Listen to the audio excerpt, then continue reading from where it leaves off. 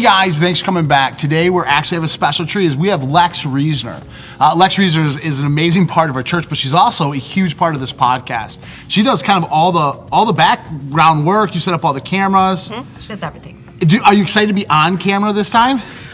Honestly, Yeah, no. I would do my best.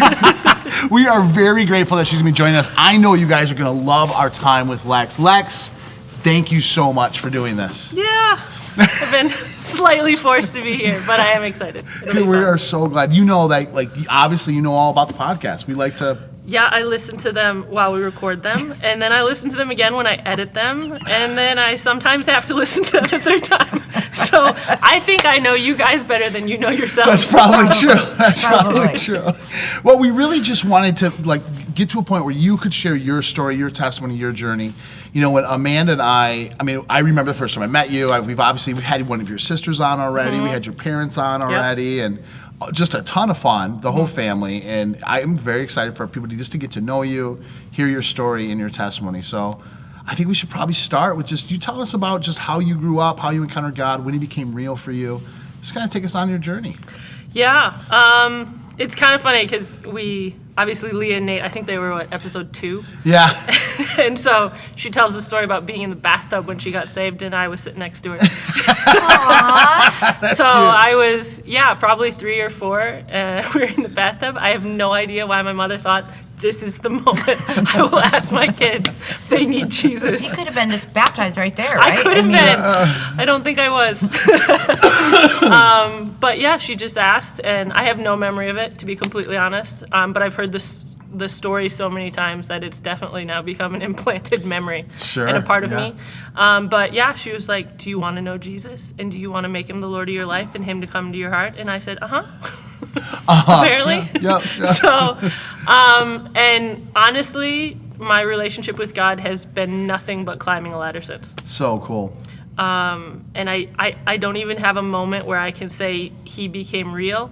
He is just always, from before I can remember, God has always been a part of me. I've always had a relationship with Him. And to be honest, I struggled with that when I was a kid, when I was in middle school, high school, and into college, because people with testimonies like mine were never celebrated. Sure. And so I heard all the crazy stories. I met Jesus when I was 18, and I nearly got shot, and He saved me. And all of a sudden, I met Him, and He said, "Do you love me?" And I do. And then my life's been, crazy since. Or people like you, who I met Him when I was older, and in a radical encounter with Jesus, and I'm like, I was 3 in a bathtub and I don't remember it. And so for a long time, I felt like my testimony was inferior. I felt like it didn't matter because there wasn't a lot of people like me. And I was like, well, I'm an oddball, so I guess that works. But I felt like I needed that experience. I needed that moment in time where I could be like, that was it. So maybe I'll go do drugs or alcohol. Do something I'll go get drunk. Right? I'll find someone to sleep with. And what do I have to do? Right. And the reality was, I never wanted to. So good. I honestly love Jesus, and I fully believe in what God says, and I know it's the best life. And the older I got, the more I realized that my actual testimony wasn't that I needed to have an experience or that I needed to have a moment in time, but that my entire life is a living testimony. Yeah, absolutely. Since I was a kid, I have known God's goodness and His grace in my life. Yeah. Anytime I've experienced grief, I've known His comfort. Anytime I've experienced sorrow, I've known His joy. In every experience in my life, I've constantly only ever seen His goodness and His faithfulness. And as a result, my entire life, I've only known His love. So good. And that is a powerful testimony. That's brilliant. Now that powerful. I'm older. And I realize that my life itself speaks to this is the goodness of God. And I haven't had to deal with a lot of the stuff that a lot of my peers or a lot of friends or other people in my life have had to unpackage or unlearn or work through as a result, because I've just been like, God says it, we do it, that's it. Yeah, so good. So, it's a beautiful, it is I think the best testimony. I agree. You know, my kids all got saved very young, and I'm so grateful because I mean, as of right now, they're just living their best life. Yeah. You know, they have no. I mean, I think the hardest thing they've ever gone through is, you know, I don't know.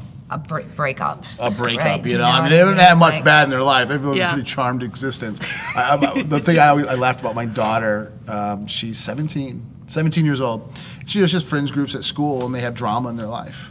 Yeah. And she got really upset with me because she doesn't have any drama. She's like, Dad, I'm so out of place. I have no drama, and all my friends do. Yep. She goes, can't you guys sometimes just be bad parents? And I was like, I can work on it. You know, let's say you're grounded. No, okay, but This will help. Yeah, maybe this will help. You know, give me your phone. You know, it's interesting though. But I think what you said is so true, that a lot of young people go through this belief system that they have to live this worldly life that God takes them out of. But God removed them before they ever had to experience it, which is so much better. Like so Yeah. much better. In my opinion, it is. Yeah. But I wasn't until my mid to late 20s where I actually met other people who celebrated and were like, hey, and I heard for the first time, you know, your testimony is powerful. And I was like, it is? I mean, Yeah. cool. Why don't you put stories like that out there? I'd love to hear them. Yeah, no kidding. Yeah. But, so, yeah, I don't know. I think it is powerful and it's beautiful. Yeah. Because it's unique. And it's like Eden. Yeah. I get to live as it was intended. I mean, obviously I'm not perfect. My life has not been perfect. I've gone through a lot of stuff, but Yeah. I've always had Jesus. It's huge. And the older I get, the more I'm so thankful for that, because I look at some of my friends and people who, even if they knew Jesus as a young kid and Yeah. then walked away Yeah. or they struggled with it, they never relied on him to walk through those times Yeah. in their life, and Yeah. they didn't have him to like give them wisdom, to give them knowledge, to pour love and comfort on them. And I've only ever known that. And brilliant. so I look at people and I'm like, Jesus is really the best way. Oh yeah. Oh yeah. He helps in every situation. So, Yeah, it's interesting. It's that revelation of just constant peace. yeah. Doesn't mean it always is good, No, it's not. but there's always peace, right? not. There's always peace There that is. the Waymaker has you in His hand, and Yeah. and it's interesting because I think that's probably the hardest thing. It's even to explain to new Christians who do have a kind of a radical testimony. Is that first year is gonna be pretty simple because your life's completely changed, but then you're gonna have to like get on with being Yeah. a Christian. Life. And people, I literally think when I remember this. I got saved at 30, and I thought, man, me and Mandy will never fight again. Amen. Like she'll never be disappointed in me, you know. wow. And yeah, I thought this just fixed everything, and it did fix everything. No, it does, yeah. But turns out, within a couple of days, Mandy was mad at me for something. And Shocking. yeah, You were and- human? Shocked. I Oh know, my I know. gosh. But I remember being really surprised. Okay. Really surprised that like we were not 100% on the same page. Because like, well, we're saved now, so we should just completely have the mind of Christ, right? You know, and it's just. And I remember someone saying like, Jesus doesn't remove challenges, but He brings peace.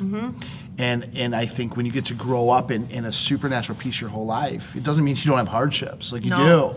do, but you know where to go when you have them, and that's the difference. And so I think your testimony is brilliant. It's just so good. And so you were 3. I was 3. 3 years old, you and your sister, mom's just like Billy Graham, Right. You know, She just was. Billy Graham in it, which what an amazing couple your parents are. And so I you love my kind of go parents. through like, how old were you when you moved out of the house? Oh, geez. That happened multiple times. Yeah, let's go to the first time. honest. Let's go to the first time. I moved out when I graduated college, so 22?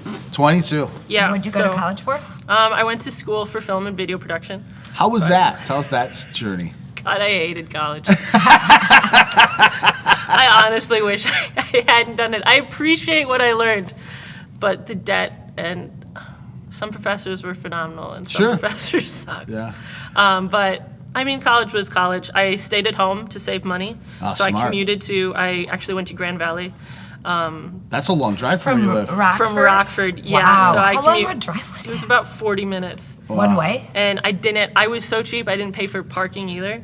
I didn't want to pay because it's ungodly, the amount they wanted to be like, here, pay this to park in our 15 parking lots. And I was like, I'm not paying $500 a semester. It was ridiculous. Yeah, it's crazy. But they had a bus, so I would drive to a parking lot that was free, and then I'd jump on a bus and it would take me. So I'd spend about an hour and 15 minutes getting to college every day. No Wow. way. And so Yeah. Wow. That was fun. I'm a huge. I love film. Me Love too. It. Big into movies. Me too. I know all the lingo. Me too. Yeah.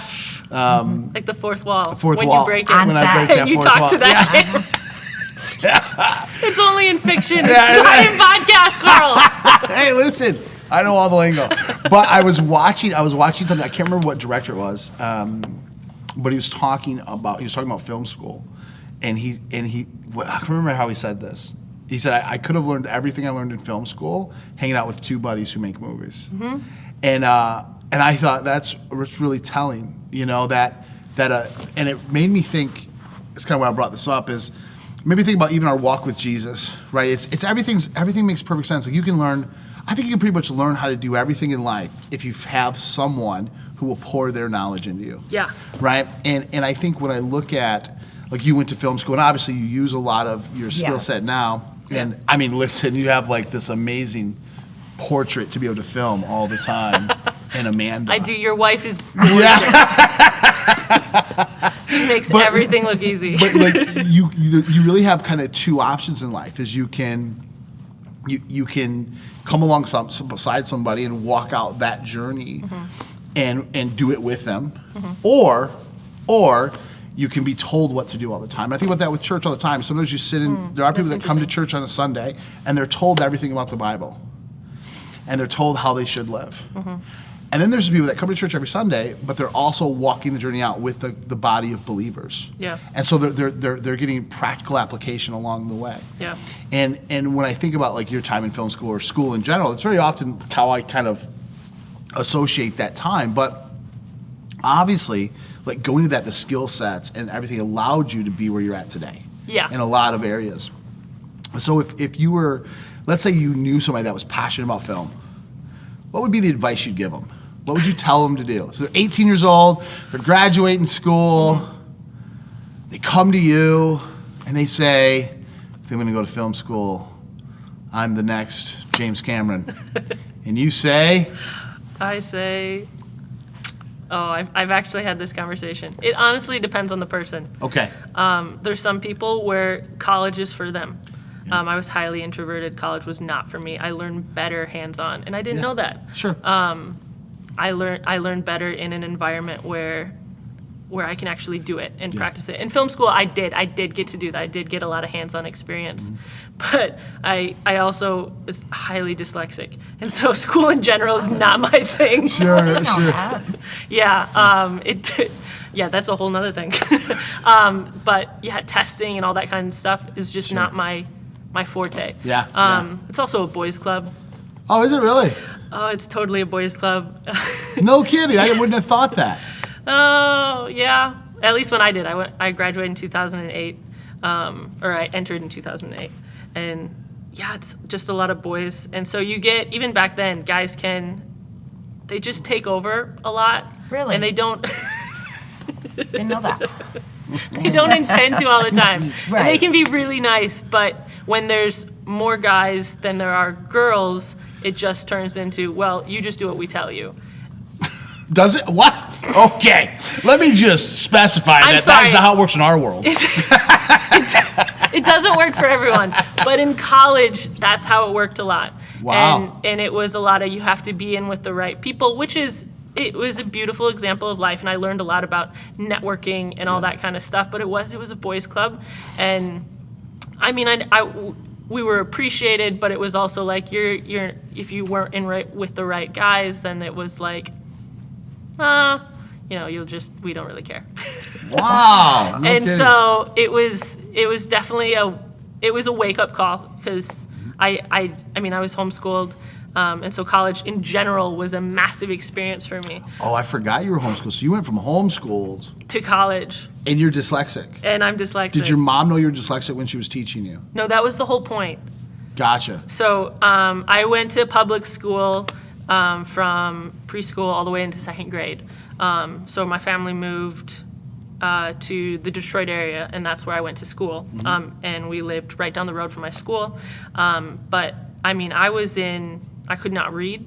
I was in every special education program Sure. they had, and I still, second grade, I could not read. Wow. I could write a little bit, but that was about it. Yeah. And I struggled with it. It was hard. I mean, I have a vivid memory of sitting, we used to do a class where my teacher, we were in a first, second grade split. And so my teacher would sit and she'd get like some of the kids' class and we'd sit around and we'd read books together. And, you know, the 3 kids on my left and the 3 kids on my right. And it was my turn to read. And my teacher just being like, okay, Alexis, come on, read. And I'm like looking at the words and I'm like, I don't,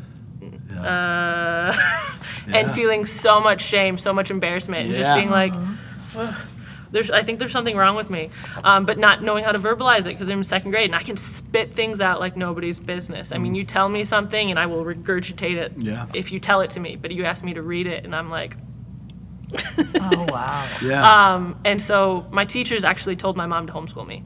Really? No kidding. It's wise. They were like, she will do a lot better with one-on-one care. Yeah.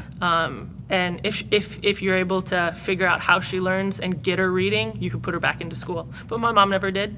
And my mom is absolutely incredible because she had me reading, I think, within a couple of months. It's brilliant. Oh, wow. Yeah. Good for her. And It's amazing. and I love that about my mom, and I give her full credit. I am 100% where I am today because of my mother's dedication. And I mean, she read every book on learning disabilities, dyslexia. I have no doubt. Yeah, I mean, I have no doubt. she went full steam ahead and was like, "Here we go." Yeah. And I got diagnosed, and they put you on a scale of like 1 to 10, and I was a 9. So Oh, 1 wow. being, you know, it not being there, 10 being illiterate. And I was told, I wasn't told, my parents were told, they told me later, but that they wondered if I'd ever graduate high school. I'd most likely never be able to read. And yeah, I graduated. My mom had me reading. I actually write, and I read regularly now. Yeah. I've written a book. It's not published or anything. When's I've it been coming working- out? It's not. When's it coming it's out? Not. It's not. I just dabble in writing, but I love to write, and it's brilliant. all because my mom poured that love into So me. good. And worked really hard, and it's a beautiful picture of God's grace, is because he just poured that out and was like, here. And I got tested again in college, and I think I was at like a 3 or 4, so I went from a 9 to a 3 or 4, which is like unheard of. It's brilliant. So yeah, brilliant. I'm very thankful. I struggle. I'm dyslexic as well, and I remember in high school, you know, they had diagnosed me with so many different things at the time because they were testing everything else, and so they were all talking. But I knew I would struggle, and so I remember having I think it was English class, must be English class, and I always failed English every time. And I remember we were reading around the room, and so I would count how many kids were before me, and this is the section I'm going to have to read, and I would try as hard as I could to memorize it. So I just look at it. If I read it first, I could memorize it enough to get through it when I read it again. And the worst fear in my world was always that like 3 or 4 kids before me, she would have them read a little bit extra. And it seemed like it always happened, and it'd be my turn, and to read out loud in front of her, petrifying. it was really difficult. Yeah, really I still difficult. struggle with it. Yep, it was really hard. So now, now I'm a pastor and I preach, and I have to memorize my scriptures because there are times where it just does not compute in my head. And once in a while, I memorize it, but I might skip a word and not read because I'm not really reading. I've memorized it. Oh yeah. And so I always laugh and I think like later on when I listen to myself, I'm like, oh, I skipped this pretty important word, you know. Love. Why did I miss that one? Totally skip that word, but it's something, and it can create an insecurity in kids, and that insecurity, you have to have something that's going to champion you to get through it, right? You do, because that insecurity becomes so deeply rooted that you'll start to believe you're dumb. You'll start to believe that, and I think it's brilliant that your mom did that. Yeah. And I know it's one thing I appreciate about my mom. She brought me so many places trying to figure out I wasn't a dumb kid. I was very smart. No. But I struggled to read. Yeah. And man, she took me everywhere to try to figure out what it was. And I don't know what age I figured out what it was, but it was much later. And wow. And it was difficult. I remember my mom coming to me because I was writing one time. I was writing things backwards to look in the mirror to like show the mirror, so you could see it backwards. Yeah. You know what I'm talking about. And that was kind of how she figured it out. She was like, oh, even when you do this, you do it wrong. You know, like everything about, like you struggle with the way words. you see the world is totally different. completely Yeah. different. Yep. I do appreciate my mom used to regularly tell me, you were dyslexic and it's a gift. Yeah, it's brilliant. And she used to tell me that constantly. It's a gift. It's a gift. Anytime I got frustrated, anytime I got angry, she goes, Lex, you see the world differently. Yeah. And it's a gift. You will see it one Absolutely. day. I don't feel dumb. Yeah. It's a gift. Yeah. No, So- that's so good. That's a brilliant mom. Yeah. She's going to win like Mom of the Year this She's year. won Mom of the Year Yeah, like this is- every year since I was a kid. There's hands down no one better. Yeah, she is phenomenal. But I think that's a huge. You go into college, and that had to be a very unique, like scary experience because you're dyslexic, you've been homeschooled, now you're going into film college, and it's a boys' club. This is like worst case scenario. It was, it was a rude wake up call. And I still am. I've gotten a lot better. But even as a kid, I'm highly, highly introverted. Yes. I like my alone time. Yeah. Amen. I don't do small chat well. I don't do small talk. It's hard for me. And that's all college is. It's superficial relationships. And plus I realized I didn't live on campus, and so it was different. I wasn't able to have like deep, strong relationships Right. with people. But yeah, it was definitely a learning curve. And I learned, oh wow, how do you speak up when there's guys? And it was hard too because I went into film school wanting to learn, and I learned very quickly that you went to film school because you already knew everything. I literally had an animation professor. I thought, I'll dabble. I'll take Animation 101. I love Pixar. Some of my favorite movies. Oh, yeah. This will be so cool. Learn how they do it. And my professor was angry with me because I didn't know how to use the program. No wow. kidding. Yeah. And that was my experience with a lot of things. A lot of them were like, a lot of my classmates had been making films since they were like 13. They had their own gear. Most of them, it was a side job they did along with it. They were just trying to get the degree with it. And I was like, I'm here to actually learn. When Yeah. did college become not learning? Yeah. Well, And I was like, oh man.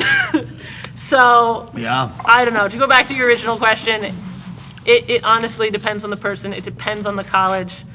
Yeah. Wait, what was the question? This was a long time ago, but he did ask what I would say to someone That was what started Oh, all yeah, this. that was that's going to right. start college, and if they'd go to film school. And it depends. For some people, I think it would be a good experience, Yeah. depending on the college. Do a lot of homework, find out what's good. Know that you have to network, particularly in a creative thing. Yeah. No, I wasn't good at that. I wasn't taught it. I learned it much later in life. Yeah. Or if college isn't for you, YouTube is phenomenal. Yes. I could, if I was, 18 now, I could learn everything I need to on YouTube. Really? That's amazing. That's what Carl says. It's incredible. It's true. It's true. It's There are so many classes and so many crazy talented people just sharing their knowledge and sharing what they do on YouTube regularly. It's amazing. It really, it's yeah. it's amazing how much there's so much knowledge now. You can just, You just have access just to. have access to. Yeah. I mean, even Masterclass. Yeah. I get ads for them constantly, and one day I'm gonna be able to afford to get them. But you can pay and have Gordon Ramsay teach you how to cook. I mean, that's a And you can pretty learn wild thing. Like Gordon? screenwriting from Martin Scorsese, and Yeah. it's like beautiful. And there's so much free material. So Not free. much. I mean, you pay for Yeah, it. but there's a it's lot of not access. like here's $25,000 for college. It's like I can pay Right. $100 for Masterclass. Yeah. Let's do this. Yeah. It's So such a it great way Depends to on the do people. it. Yeah. Well, it's so different yeah. now than what Yeah. it was like when we were, because we didn't even have the internet. No. No, I remember So- when we got internet. I know, right? We remember we used to buy books. We did. How to like how to do electricity for dummies. Yeah. Oh, we had You know? encyclopedias growing up. Yeah. Because I was probably like 10 or 11 when my dad got dial-up internet. Oh wow. And I like vividly remember it because we didn't have anything before. My mom bought encyclopedias and she'd constantly go look it up in the dictionary. What does this word mean? Go look it up in the dictionary. Right. What's this? Go look it up in the encyclopedia. And we got Right. dial-up internet. I was like, This is game changing. I know. But then our like that younger, like our kids were like, they'd never known anything but yeah, my younger internet. siblings have So- never known anything but internet. So like I remember one time talking to Nicole, and she wanted to know what some word was, and she didn't have her phone. Mm-hmm. And I was like, look it up in the dictionary, and she's like, what? what's a and I'm dictionary? like, the dictionary. It's an And app she's like, on your I don't phone. even know what that is. And She I was went like, to it's Wikipedia. a book. Oh my Yeah. gosh. But I was like, everything is like right there. Yeah, it is. At like the touch of their hand, you Yeah. can learn anything about anything. Yeah. Which, I mean, is amazing. But a little scary, I think, sometimes because you have all that information there, and then all of a sudden it's like, you know, okay, it's right here. I'm not going to do anything to help grow it. Yeah. And that, do you know what I mean? Yeah, yeah. So, I think yeah. the moment I realized how dangerous the ability to have everything you want to know at the tip of your fingers was I one day decided I was going to buy a motorcycle. Oh my gosh. How'd that go for you? Oh, Good. It was. It was good. It was good. But I had never ridden a motorcycle. Okay. And YouTube videos, let me how to tell ride a this real motorcycle. quick. So, Carl, we were in California. Carl wanted a motorcycle. yeah, I did. Right. And I was like, yeah, because having a motorcycle there was so much better than a car because Well, you could yeah, traffic's you could split atrocious. the traffic Yeah. out there, which was great. It saves like hours. Yeah. And so it was me, Carl, and Janet Kinkle. We went to go pick up this motorcycle, and in my head, I'm thinking, I wonder, like, I've never ridden a motorcycle with Carl. I know how to ride motorcycles, so I'm sure he's ridden like four-wheelers or dirt bikes or something. And we get there to get this motorcycle, and the guy's like, have you ever ridden a motorcycle before? And Carl's like, yeah. Nope, that's not what I And said. you said yeah. Nope, I said no, but I watched some YouTube videos. Anyways, he buys the motorcycle, and before we're leaving, I see him on his phone, and I'm like, he's legitimately trying to figure out how to ride this motorcycle right here in the traffic of California. Oh my God. So I'm scared, right? I'd be. Yeah. And Carl he's amazing at a lot of things. Directions is not his forte. Not his thing? Okay. At all. Like even on his phone, Yeah. Yeah. that like he does not know directions. Okay. And he's watching these videos and he says to us, I'll meet you at the warehouse, which was where he worked. Okay. And I'm like, okay. And I see him leave, still on the phone. Well, I didn't know how to shift. And I was Right. like, oh, how do you shift again? And I watched it and I was like, and so I needed some information before I Right. started the bike on its journey. Right. Yeah. So he goes, and I'm trying to follow him, but then, traffic, Yeah. like, and me and Janet, like, we lost him because we went to the warehouse and we were there for probably an hour. Oh my and gosh. we're literally like 5 minutes away. And we lost Carl. Oh. Because he went. Where'd you go? I don't even know where he went. Yeah, well, I had to stop a couple times, read instructions like which one's the back brake, which one's the front brake, Right. how to turn left. So when I went out, I had done only right turns. And then the first time I came to a light, I thought, I'm going to Only turn left right on this one. I thought, I'll just lean it left. But when I leaned left, it didn't really work well. Is Right. it harder to go left on Well, a I just motorcycle? hadn't done it ever. And so when I was going right, I would just lean and it would go. But when I would lean left, it wouldn't make the turn right. How you actually have to do is you have to push. So if you want to go Okay. left, you push on the right. Okay. If you want to go right, you push on the left. YouTube. Well, yeah, YouTube. I didn't realize that. So when I was trying to make these turns, I'd go come into you're leaning. I was going to oncoming traffic all the time, and it just happened to be at this spot where I knew if I went into oncoming traffic, I was definitely going to get hit. So I was like, I'm going to have to just go straight. I'll make a left in a safe spot and figure out how to turn. Okay. So I watched a video on how to turn. I was like, oh, you just push, super simple. And I took back off. And then I didn't know where I was, and it was very difficult to ride a motorcycle for the first time watch your GPS.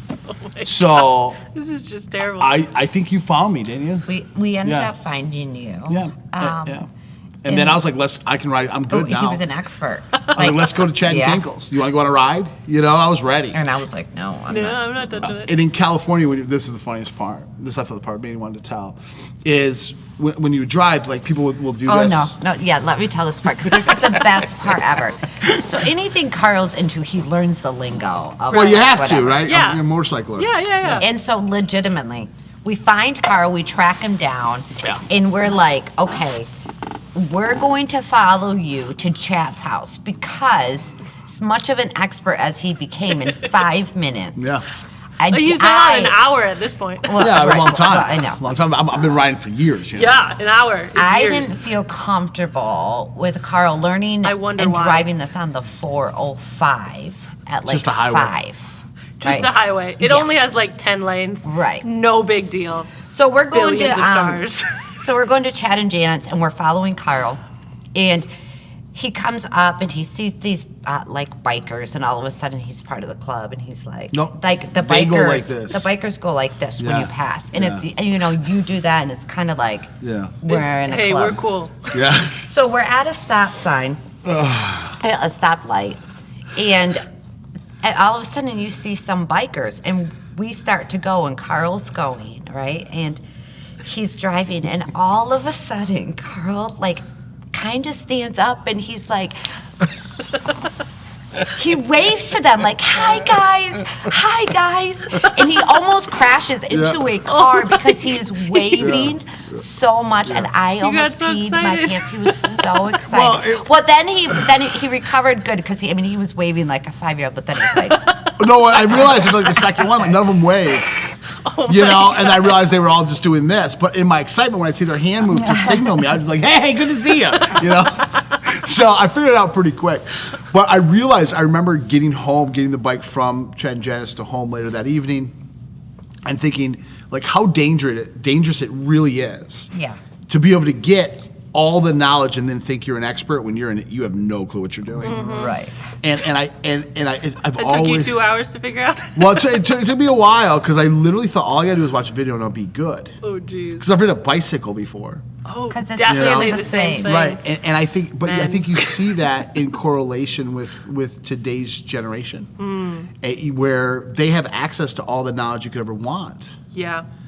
but they're not expert. That doesn't make them an expert. And so you hear people say things like, well.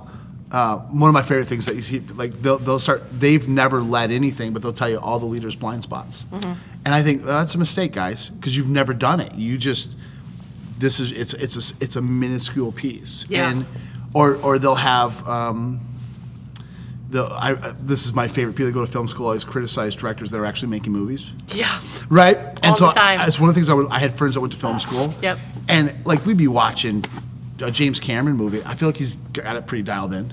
Just maybe a little bit. And they're One of the pointing out highest every grossing mistake films. he made. What does he make? Lots of things. Titanic. Lots of things. Titanic. Yeah. Oh, Rose. Avatar. Yeah. Ooh, I love Avatar. Avatar 2, 3, and 4 coming out. Yeah, all Really the good. whatever. Lots of things. But they would criticize him.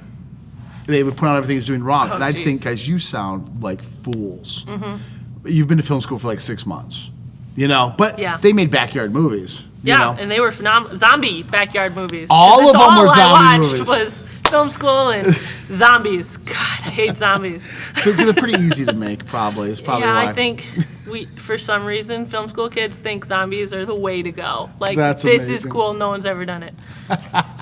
And I'm like, you watch the reel, you've got 15 kids in the class, and 10 of them are zombie films. And you're Oh like, my goodness. oh my gosh, You please. gotta feel bad for the teacher. Oh God, yeah. You just feel terrible. We're like, guys, this is so overdone. Pick something else. It's a What was your- unicorn. what was your yours? movie? Yeah, what'd you do? I didn't get to. Oh, why? Well, our final projects ended up being split into groups, and so it was actually a lot of fun. So we all wrote a screenplay, and then we submit it, and then the class votes on the ones they like. Okay. And it ended up being A zombie? not everyone had. No, actually, none of those were zombies. I was thankful. It was all the other little ones I had to sit through. But yeah, we all wrote it. And, well, not everyone. If you wanted to write a screenplay, you could. And then we all submitted it. But it turned out that only like me and a couple other people, I didn't get the memo, had submitted it, and the class had agreed on which ones were going to be like Oh, wow. picked. And so they were, this group, they had their friends, and he wrote a screenplay, and they all wanted to make that one, so they just submitted that one. And then this group, and they made theirs. Yeah.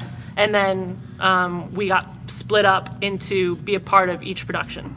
So once we Okay. picked a screenplay, then they'd split the class up. Okay, you get called above the line and below the line job. So above the line, you could be like the director or the editor, and then below the line, you're script supervisor or boom operator.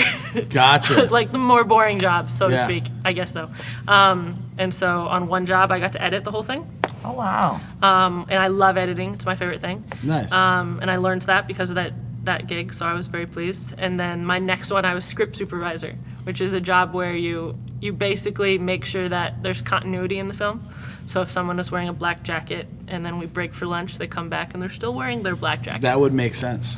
Or they say a line and they have to say it the same way for this other shot, Right. that Yeah. kind of thing. So. That's amazing. It's interesting because now you get to do all All of it. above Oh, and yeah. below, Oh, above yeah. and below. You're all of it. It's crazy. If anyone had asked me when I was graduating college at 22 if I would ever work for a church, I would have laughed at your face and been like, "Are you kidding me? No!" Sure. Yeah. because for me it was I want nothing to do with it. Not because I didn't love church. I love church. Yeah. And I served in church my whole life, but I was like, Christians make the worst films on planet Earth. That's true. We do. I No, mean, we I do. love- We do. No, that's I real. love Kirk I Cameron. mean- That's real. That's real. Okay, I Yeah. love they've made a film. I have not made a film, so props to that. But Well, I don't know. I've seen Faith that Like film. Potatoes. We watched them all. Oh, you man. I've heard the Yes. stories. Yeah. You watched them all. I've watched them all too, simply because I will watch just about anything because I like to learn and I like to see what you did right and what you didn't do well and what I 100%, can yeah. what I can grow on. And thank God we have come a long way in Yeah. film. Christians. Have we? We have. Okay. There has been a couple films that have come out that were like, okay, at least we're hitting like professional level excellence, and it's not just Yeah. like really bad cinematography. We're starting to get haven't slightly seen there those, I guess, yeah. in some things. So it's a growth, but it makes me sad though, because Christians, we're supposed to be an example of excellence, and when it comes to creativity, our church does this phenomenally. Yes. I believe at least. Yeah. No, we do. Yeah, I we agree. do a good job of being like, no, the creative part and our graphics and our website and everything, we want that to reflect God, and every Yeah. aspect of our life is meant to reflect the excellence that God has 100%. and his creativity and his brilliance. Yeah. And as a whole, the Christian community, we haven't done a great job of doing that. Yeah. And so I honestly, when I was probably 15 or 16 when I decided I wanted to get into film. Wow. And I struggled with it because I have parents who are leaders in our church. Yeah. They're youth leaders, they're deacons, they're elders. Both my sisters wanted to be missionaries in Africa, and I'm like over here, I want to make movies. And most of my friends were the same way. A lot of my friends were. I want to be a pastor. I want to be a youth leader. Sure, I want to sure. be, in kids ministry. I don't know. It was all evangelism, ministry, Jesus stuff. Yeah. And I was the only one I knew who was like, yeah, I want to be in the secular world. That's Yay me. Brilliant. That's brilliant. And I struggled with it for a long time. I remember being 16 and just praying and being like, Jesus, you've put such a desire in me to tell stories and to do this in the secular world that I don't see in the Christian world done well or done at all at the time. Am I wrong? Is this something I'm supposed to Right. give up? Is this something Yeah. am I supposed to do something else? Is there something else you have for me? And he said, Lex, it's one of the few times in my life I've not audibly heard the voice of God, but it was pretty darn close to Yeah. audibly hearing the voice of God. It was definitely him. It was full blown him. Yeah. And I was sitting in my bed, and he said, Lex, Jesus told parables, and I've called you to tell stories. It's brilliant. Oh, that's It's brilliant. And I was like, oh my gosh, he did. Jesus told stories So cool. constantly, All the time. all the time. And so that's my goal in life, is to tell stories that impact people, that change their life. I don't mind if it's in the Christian world. Right now it is. I don't Yeah. get to tell a lot of stories. I get to make things happen and Yeah. I'm doing a Tell lot more your marketing story than in I. your book. Yeah, you can write a book. I could write a book, which I have done. I'm Yes. still working on. I write screenplays and all that kind of stuff. That's And awesome. I'd like to, eventually, I have plans to make more stuff like that happen. That's awesome. But I think Christians in general, we have to be excellent in the creative realm. Totally agree. And we have to do a better job than we're doing right now. Yeah. And God's just put a huge passion in me to reflect that and to do that well and to call us up to a higher level and to be like, guys, we can do better. Let's do better. Yeah. So. I think that's brilliant. Because you've been a huge part of, and it's really interesting because you're such a focal point to what we do. Yeah. But most people don't know that. Yeah, I'm perfectly fine with being behind the scenes. We're very I remember one time your mom put on Facebook, my daughter did this, you know, and so jacked up. They were like, my daughter did this. It was you were filming something for a church. And there was a comment. Thank goodness it got removed very quickly. But the comment was, "Which one of your daughters in the shot?" Right? And it was because it was like 3 guys like talking, and I thought, "Oh no, they don't realize that the daughter's the one filming. They just don't know. They don't know. No, they don't. They don't know." And one thing, it's interesting that I don't know how much it's like the creative and the visuals, and I think 2020 was such an eye-opening season for people. Oh gosh. Well, this is where like what you did super impacted people. Do you know what I mean? Oh, Because yeah. that was our only connection. Yeah. Was that. Talk about like fear. Holy crap. March 2020 hit and we shut down and then and everyone was like, we have to have live broadcast. And I was like, Yeah. oh my gosh. And it was 2 weeks of sheer madness trying to pull that together. But then even afterwards, I remember freaking out and realizing about 2 days before we were going to film and make everything go live for the first time ever, being like, people haven't had church in 3 weeks at this point. Yeah.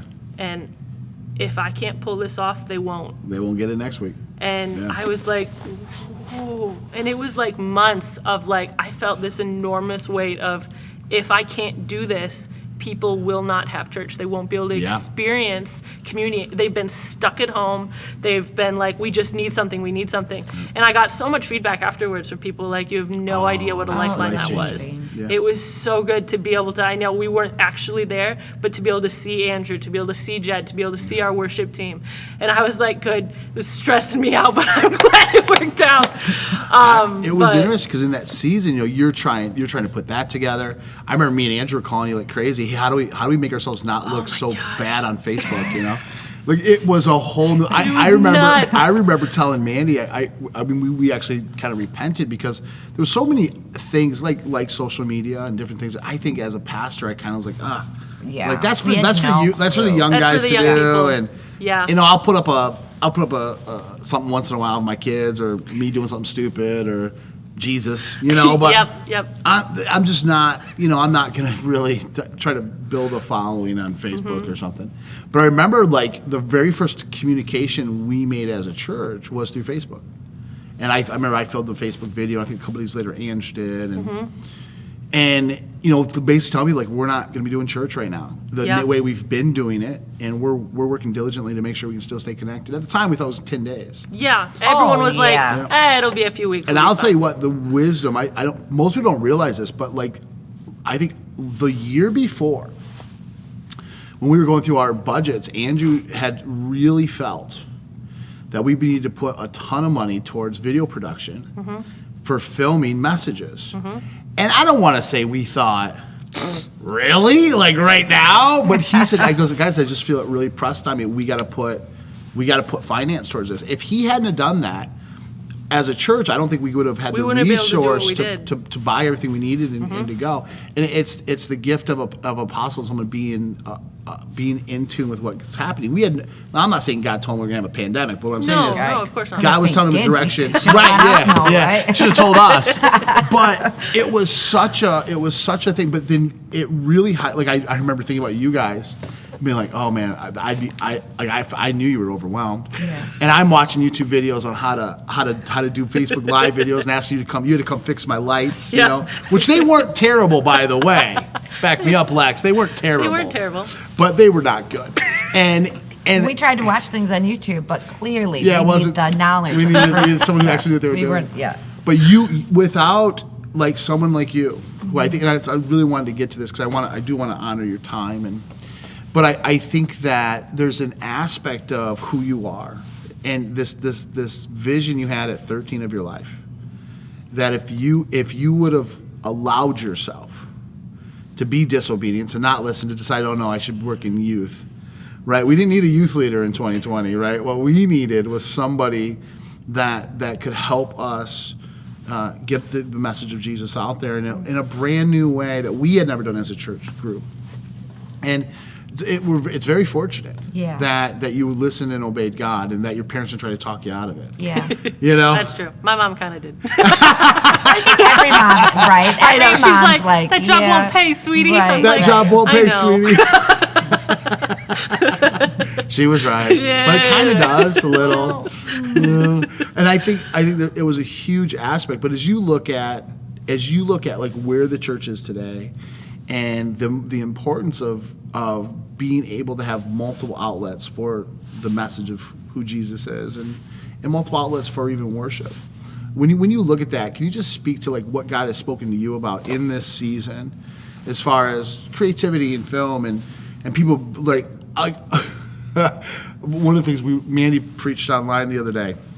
Oh, She did for the first time. Yeah. She nailed it. She nailed it. I said, baby, it's a different game, man. You get up there, you don't know what to do. There's just like one red dot, and everybody knows it's difficult. But like even in that, like how you capture it, how you do it, there's just a grace on it. And I'd love just to hear your thoughts on like what do you believe God's doing through this and through it is what you do, and what he's doing in the planet right now.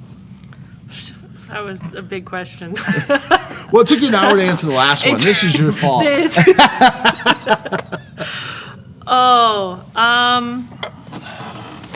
I think, honestly, what we're doing right now, your guys' podcast and this, is exactly what the church needs to be doing more of. Yeah. And it's something I've been probably saying for a little while now. But the church in general needs to get away from, get away is probably the wrong word, not just think a Sunday morning is when church happens, and that's the only important thing we put out. Yeah. And that all our money and all our finance are just going to, if a church does record on a Sunday and we put that out, or even if they don't, because a lot of churches don't, and they don't find any value in recording or video or social media or any of the creative stuff, which is, that's your thing. Yeah, 100%. I would be like, dude, you're wrong, but I mean, it's totally your vision, your church. You go your way. But the thing I appreciate so much about Andrew is he's never been that way. I mean, he hired me when he really probably shouldn't have. Right. Yeah. And me too. I don't think anyone thought I was a good option at the moment. But he had a vision, and he goes, no, this is going to be needed, and he goes, this is where we're going, and we're going to start going in this direction now. And I'm so thankful for that, because I think the church needs it. It does. But we definitely need more of this. We need more outlets for people to go to. That's not just, hey, watch our Sunday sermon. Right. Watch our Sunday message. Watch our worship stuff. We need pastors to sit down with people and have conversations. We need, and a lot of people do phenomenal podcasts. I know there's a ton of them where they talk about leadership, and they talk about stuff, but like allowing more creativity into what church looks like and what community looks like, and how creativity can play a role into that, because God is a massively creative God, and he calls people to do things with excellence, and creativity and social media and the reach you can have on YouTube alone is it's astronomical. I mean, when I want to know how to do something, I'll Google it, but if I really want to know how to do something, I YouTube, how do I make steak? How do I fix my car? How do I put oil in my car? How do I grow plant? I mean, anything. I YouTube it. And there's videos for everything.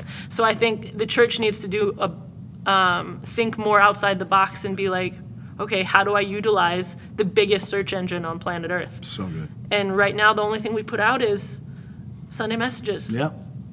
And it's like, okay, how do I get saved? YouTube it.